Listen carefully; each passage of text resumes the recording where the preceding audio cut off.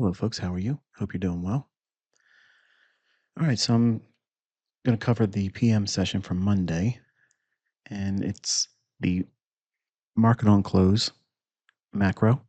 It's a small little 10-minute window where the market generally produces some of the cleanest little predictable runs and price action for an intraday scalper. Now, I have students that have made this their entire model. They don't do anything but just trade this. And I know it may sound crazy, but they basically have a 10-minute, maybe 25, 30-minute workday as an intraday trader. And not every day, obviously, is as good as this one was, but sometimes you can get burned a little bit. So, just like anything out there, just be mindful that perfection is a target, it's not a destination. Okay. You're working towards it, always trying to refine your craft and not getting beat up along the way when you take a hit or stopped out or get a loss to that effect, or you miss a trade. Sometimes there isn't really anything to do, but should it execution. And I want to kind of go into details with what it is I did, what I was looking at, why I placed the stop loss where I placed it, why I added to the position, and why I thought it was going to go where I thought it was going to go. Okay, so this price action chronicle entry is for Monday, New York PM session for August 3rd, 2026. All right, so here's the intraday price action for Monday morning all the way up. We had a consolidation during the 2-hour lunch, and then we rallied up. And then we have this little portion in here where it was small consolidation. Now, when people see this, if they're inexperienced, generally they just many times blow their account because they're trying to capture the next price leg. And this lecture here is going to focus on the importance of knowing the time. It's also important to know the characteristic of the time of the day. And I'll get into that in a moment. But right now, I want you to focus on a few things. Number one, at 1:30 p.m. Eastern Time, that starts the New York PM session, pre-market session start. Okay, so 1:30, we have that 30-minute window between 1:30 p.m. Eastern Time. Always set your time to New York local time. I don't care where you're at in the world. I don't care who said what, who's teaching you what, who taught you whatever. New York local time. Okay, I promise you, if you do that, everything you learn from me, Swiss timepiece precision. I promise you that. Okay. So from this point in time at 1:30 p.m. Eastern time on Monday and every day thereof, um, towards the close of the day, we'll just say 4 p.m. Eastern time, just for the sake of completeness and keeping it easy. Obviously, regular trading hours goes until 4:14 p.m.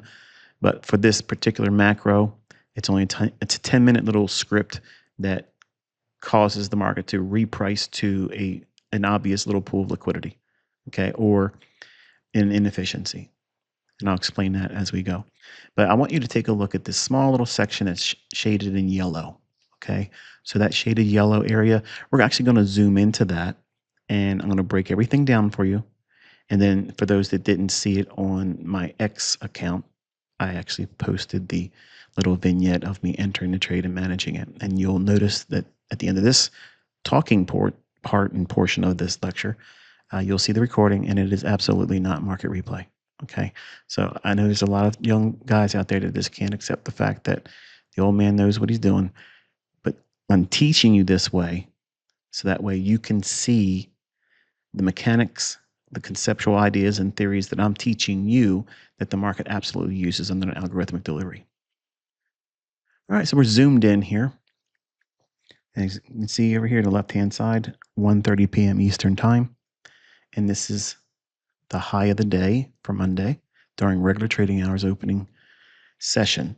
So while price is moving around and migrating until we close at 4:14 p.m., we don't really know what that daily high and daily low is. We can have an intraday daily high and low, but that's not set in stone until 4:15 p.m. When that happens, the highest high and the lowest low that formed between 9:30 Eastern Time and 4:14 p.m. Eastern Time, none of those things can be called the high or low.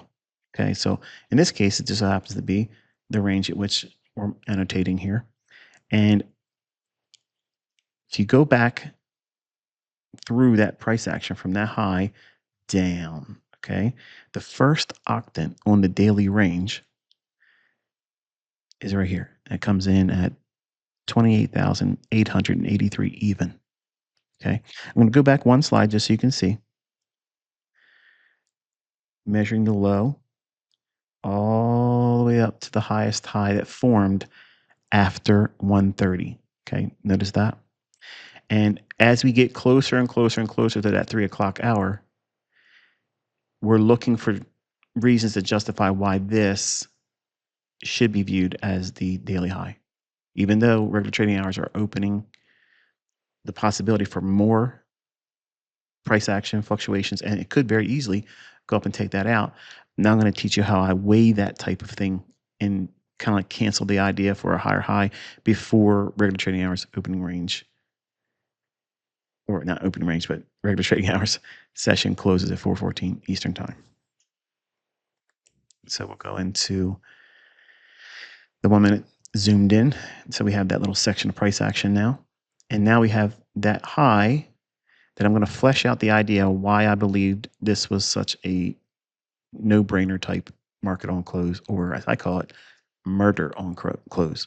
So focusing on this portion of price action, this candlestick right here, that's 3 p.m. Eastern time. That's why it's shaded there and carried all the way over to 4 o'clock. So the end of the shading in yellow is 4 p.m. Eastern time. So that's the last hour of trading for regular trading hours. Last full hour, let's say it that way. Yes, you see that old guy in the background? He's got his eye on you. Okay.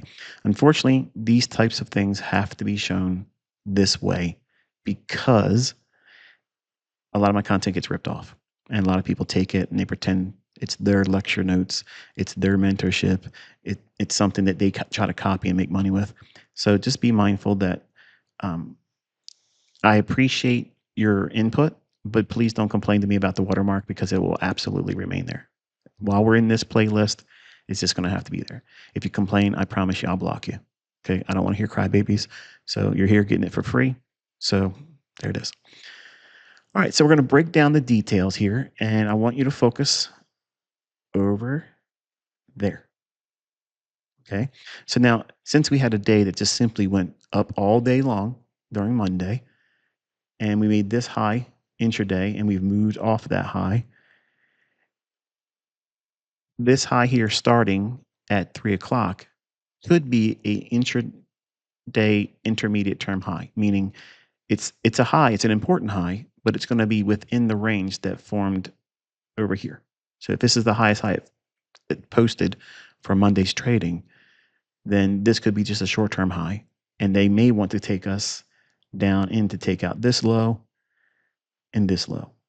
And this low and this low are basically relatively equal. Now they don't look so obvious when they're zoomed in like this, but that's the criteria I teach when it comes to relative equal lows. The one closest to you in market price, in other words, to the left, needs to be higher than to the left of it, this low. So the second low needs to be higher. If this low was lower than that one, then that would not be a high probability candidate for a draw on liquidity. All right. So right away, we know that this is a likelihood of being traded to, and this was too. Okay. So initially, I had this noted, as you'll see in the recorded session, or actually executed. This was noted as a minor sell side liquidity pool, and this is a minor sell side liquidity pool. Well, what makes them both minor sell side liquidity pools? Because it's in the context of trading into the intraday full daily range or session range. Okay, so in this case, we have the daily high that could potentially be the high of the day. And then now we're entering the 3 o'clock portion of time. So it's noted as minor sell side liquidity. And right away, obviously, this is a little bit of a spoiler, right? It's obviously done this. Now, right up to this point, if you didn't watch me execute yesterday, then this, just going to look like cherry picked hindsight and all that business. But I promise you, you're going to see it. All right, so right away, off this high, we want to frame some context. At 3 o'clock, at this candlestick open, which is down here, what do we see in price? Well, if you went to the left and looked at this range low and this range high, this is a premium PD array in the form of a premium wick. Now, when price is down here at 3 o'clock and opening there, and this wick is above where price starts at 3 o'clock, the wick takes precedence over the fair value gap. See that? So this fair value gap between here and there, if this wick wasn't there, then I would use that fair value gap. But if it builds next to a wick like this, the wick takes precedence over the fair value gap. Okay. So much in the same vein with what I teach as visual order flow with my PD arrays, just simply looking at a candlestick. You don't need to complicate anything.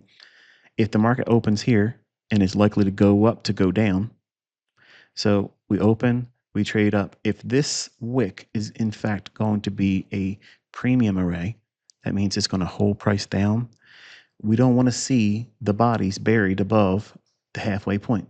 Now, we do get wicks above that, and that's fine. I'll cover that in a moment. But when it does these types of things and each body closes and then we leave it, that's significant. That tells us that this is a formidable barrier at the beginning of 3 o'clock. And then we see this type of price action. So right away, what that has done during the last hour trading, again, focus inside that yellow area that's shaded. I just gave you the backdrop why selling short the last 10 minutes is more likely than going long, just by noting this and the time at which it runs to it during the last hour. So at 3 o'clock, it quickly runs up. It can post a body or a series of bodies above its midpoint. So this PD array, which is a premium wick,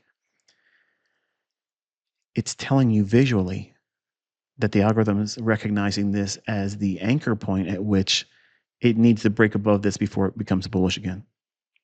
But because it's done this characteristic here, leaving the bodies in the lower half, that makes this lower half of this wick extremely sensitive, or in this case, what we call premium sensitivity. It's a formidable barrier to which price should not go. And it's not classic support and resistance.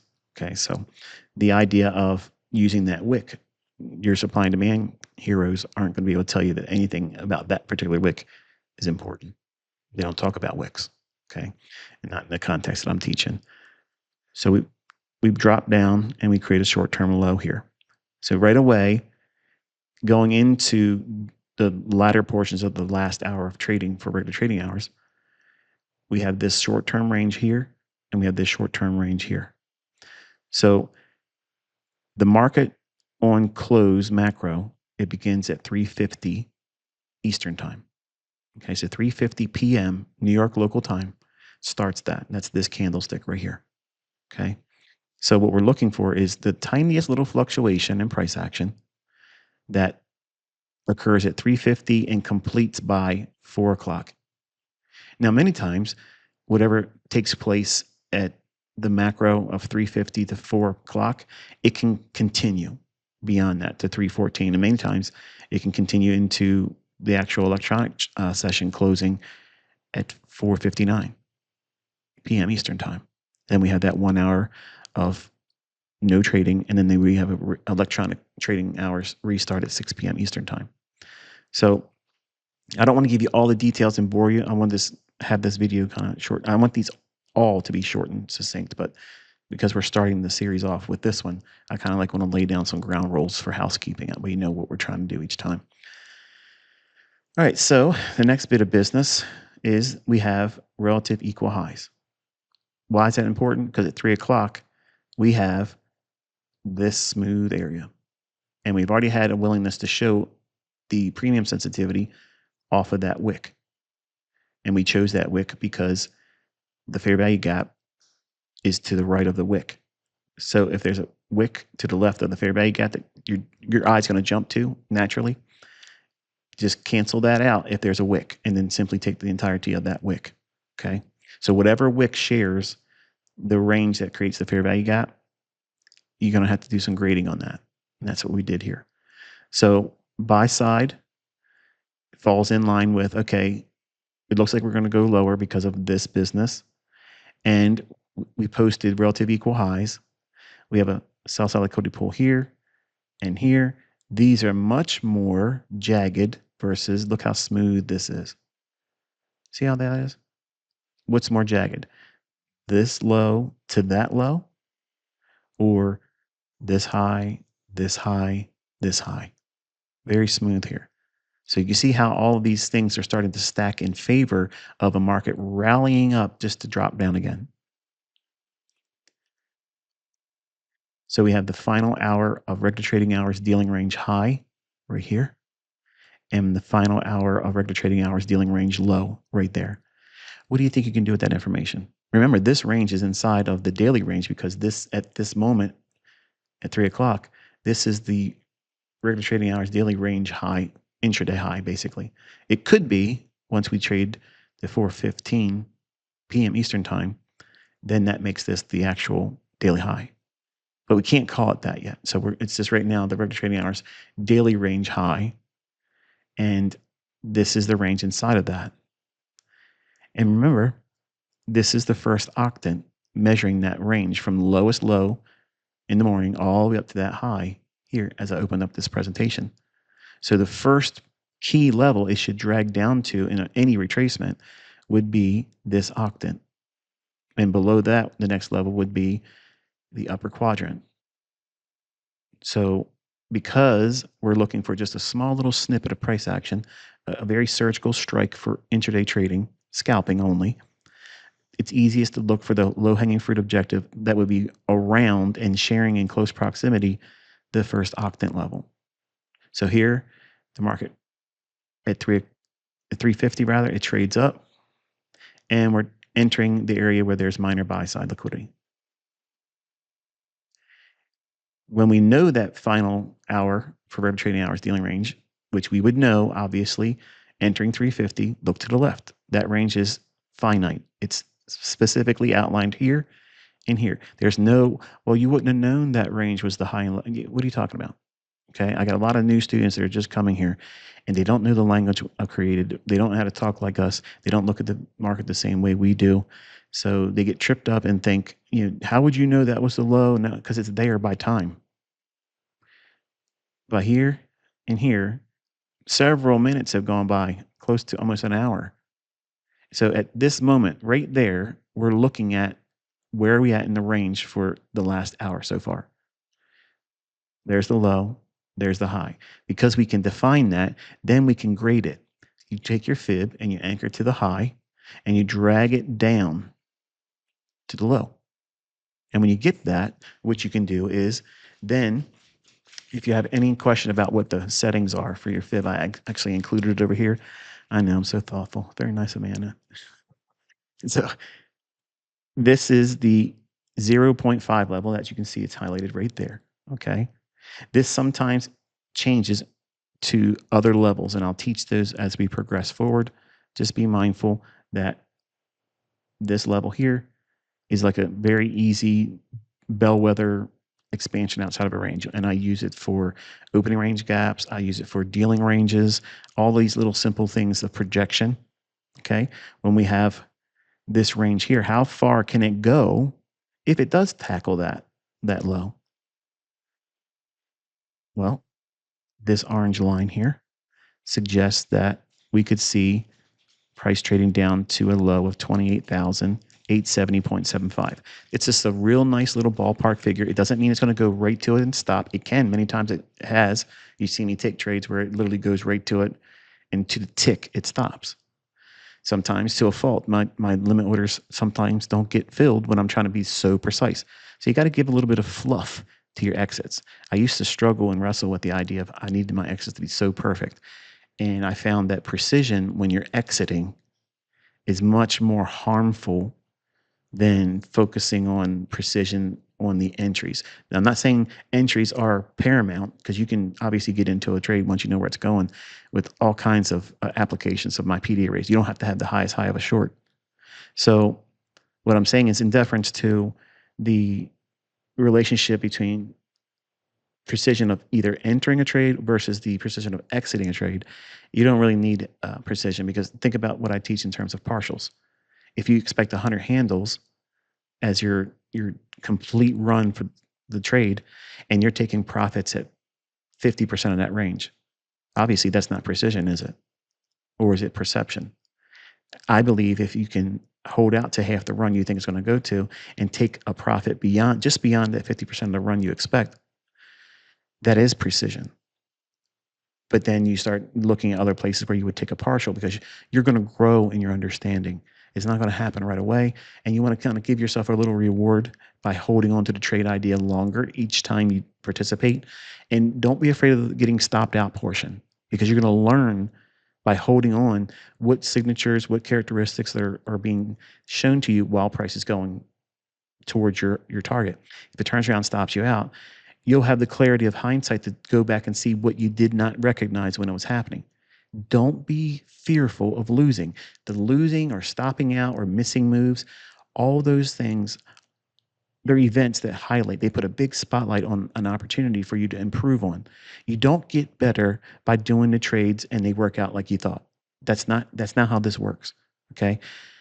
You get better by realizing what you're not doing as efficient or as, well, to the rules, and sticking with it, and in managing and wrestling your trade psyche and the ebb and flow of fear and greed while you're in the trade. Those things, there's no secret to that. There's no shortcut to it. There's no mentor or teacher that's going to tell you how you can get around all that stuff, except for just being in the market, desensitizing yourself. Okay, so there's your soapbox rant. So if we continue on, that low, that's the low of the PM session that began at pre-session 130. So right there, their sell side. So look at what we have here. We have a short-term minor sell side liquidity pool here. We have this low of the PM session. Remember, look, you're looking at it right here at 350. So looking at that moment right there, looking back to the left, what's the lay of the land? That's the intraday high. We have this high here. We have this low, and we have this low. So we tried to go up higher, tried and failed here. And then at 3 o'clock, we tried one more time and went lower. And we've consolidated and created relative equal highs. So where's the market jagged? There to there. There to there. This is too smooth. So anticipate, not react, anticipate the market's going to trade higher to go lower. Where's it going to go to? It should go below here and continue below here. But how much further can it go below here? To that orange line, which is negative 0.5 level of this dealing range. Okay. See how mathematically specific that is? We're not guessing. We're not hoping and praying. Okay. We're looking at the market saying, okay, I believe that the market's going to behave a certain way. I believe it's going to go in a certain direction. I believe it's going to take out a specific low. I don't need the lowest low. I just need to be in the highest probable area where it could allow me to get out. Now, the obvious, easy one is just put your limit order right at that low if you're scared. And that's how you progress. When you're doing limit exits, whatever you think the target is, okay, go one, if in this case, if you're aiming for it from here to go down to get out of a short position, you can do a couple handles above that low and be pleased once it smashes through it, and learn by putting yourself into it multiple times how to trust hanging on to it a little bit longer. You can put it right at that low or one tick below. That's the progression naturally. When you don't know what you're doing, you should practice like that. Okay. But for the folks that want to try to see if they can get a little better of an exit, and you're like me, you want to fancy dance a little bit, how much further can it go below there? Well, we're calling for this mathematically from that range low to that range high. So it opens and trades down to the liquidity pool there. It trades to the mathematic measurement of dealing range high to dealing range low to an algorithmic range projection for the final regular trading hours range. That's this. And when it pierces this, the wicks, again, they're allowed to do the damage. So we have that expansion through, and it goes below that. How much further do you have to go below that? That's the art. That's the art of this. So if you're aiming for this, just above that, it's fine. You don't need to have anything, widely lower than that. So if we take this PD array, which is the premium wick, extend it over, when we entered 3 o'clock and we're trading up, this is where it can trade to, but it should not get in the halfway point of this. So that's going to help me frame what? My stop loss. My stop loss is anchored to this candlestick's wick because look how many bodies were inside the lower half of that wick. So it can come up here and tap that. And if it does, I'm going to try to add more.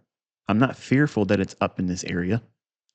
Remember, we're looking for buy side to be taken inside this wick. So this line right here, okay, roughly, is in the upper portion of that wick. But it's also the upper quadrant. See that?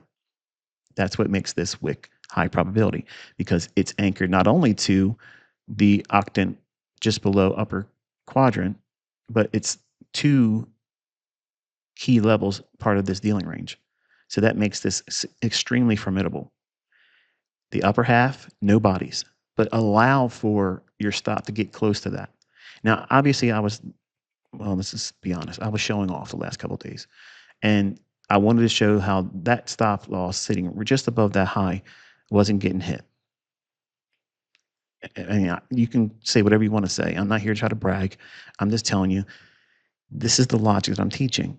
You have to go in and back test and see if these things hold up. I can walk forward with it and trade on the hard right edge. You're going to graduate to doing those things over time, but you're not going to get there quick. So this is where we allow for the errant price action. That means how far it can reach and the drawdown that's permissible for your trade and still be good is basically what I'm saying. Now focus again right here. Right here. Premium wick at 3 p.m. That starts the last hour of red trading hours. That's this candlestick right there. And the wick is right there. See that? So we have this wick's range, and we'll take out the portion so you can see the line here. That's the midpoint line. The bodies, look where they're at. They're only allowed to go in the lower half of the wick, but the wicks can go up and bang the low of that wick. So that's how you're measuring what is permissible for drawdown. Nobody teaches that. Nobody teaches that stuff, folks. They tell you, here's where you put your stop loss. But how many times have you been in a trade and you got scared out of a trade and you collapsed the trade so it wouldn't hit your stop loss? But if you just would have left it alone, you would have been fine. Put a number 1 in the comment section if that's ever happened to you and you wanted to know how to overcome that. The way I teach, because I'm trading the market, the source code, what makes these markets go up and down. If you know what it's likely to respect in terms of the range relative to the time of the day and where it's going to draw to, what's the furthest thing it can do and still be okay with the trade? This wick high is joining this whole area from that wick low up to halfway point. So this becomes a balanced price range, and we've already had it here. And where's the energy leaving that wick? This candlestick. So that tells me that candlestick's high plus a tick or two. That's a really good place to put stop loss, and I don't care. And if it starts flirting around up here, and every time it closes lower, see how it goes up there and it closes lower. It goes up there and closes lower. Every time it closes below here, if I can get something off and enter in the upper portion like that, I'm getting VIP seating, folks. Like, if you ever get to a concert, you ever go to a venue and there's open seats, you're not supposed to do this, but you know you've done it.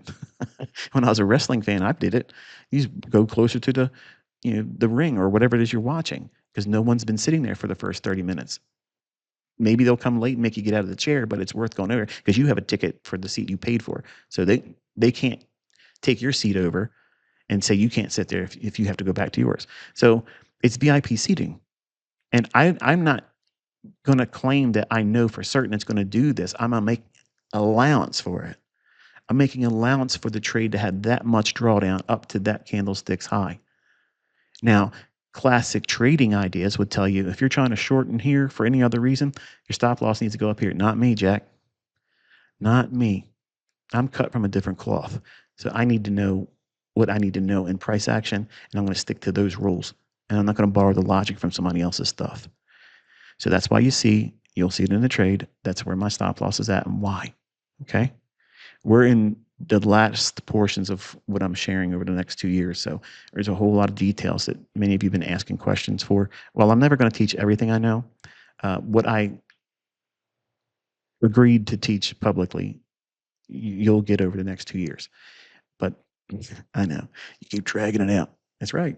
But the market then collapses here and runs quickly below that short-term low, below that low, and then below that low, and finally right there at 356, we get that run right below the target, and it clears the algorithmic range projection on the final regular trading hours dealing range from here to here.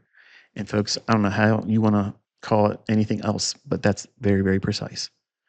Hopefully you learned something from this. Until I talk to you next time, be safe.